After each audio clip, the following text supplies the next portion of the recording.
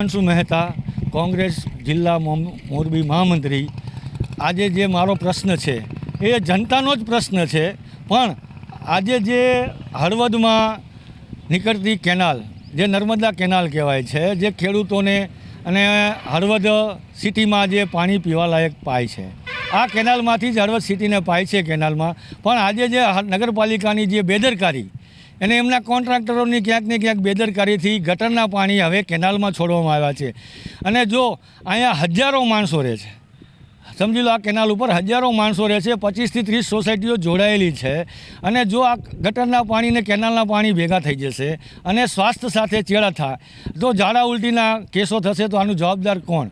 હળવદ નગરપાલિકા આજે ઘોર નિંદ્રામાં છે, ચીફ ઓફિસર સાહેબ આરામમાં છે, પ્રમુખ સાહેબ દેખાતા નથી, અને અમારા 4 સભ્યો છે 5 નંબર વોર્ડમાં, તે તો ક્યાંય છે જ નહીં, ખાલી મત લેવા જ આવે છે। આજે પ્રજાનું કોણ? આજે સ્વાસ્થ્ય સાથે ચેડા થાય છે।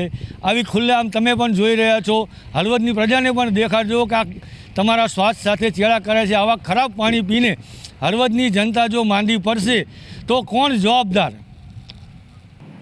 આપણે સરા રોડ ઉપર રૂક્ષ્મણી સોસાયટી જેવી અનેક સોસાયટી છે, જેમાં ચોમાસા દરમિયાન પાણી ભરાતું હોય છે, એટલે આ પાણીનો નિકાલ થાય, જેથી પ્રી મોન્સૂન કામગીરી અંતર્ગત કેનાલ વોકડા સફાઈની કામગીરી ચાલુ હતી। આ કામગીરી માટે અમે એક પાડો બનાવેલો હતો। આ પાડાના કારણે કેનાલમાં ગટરનું પાણી વહ્યું છે। આ પાણીના નિકાલ માટે અમે અત્યારે સ્થળ મુલાકાત અમારા એસઆઈ વગેરે કર્મચારીઓ કરેલી છે, અને સક્શન મશીન કે વગેરે જે મશીનરી મૂકવી પડે એ મશીનરી મુકાવી અને તાત્કાલિક પાણીનો નિકાલ કરવામાં આવશે।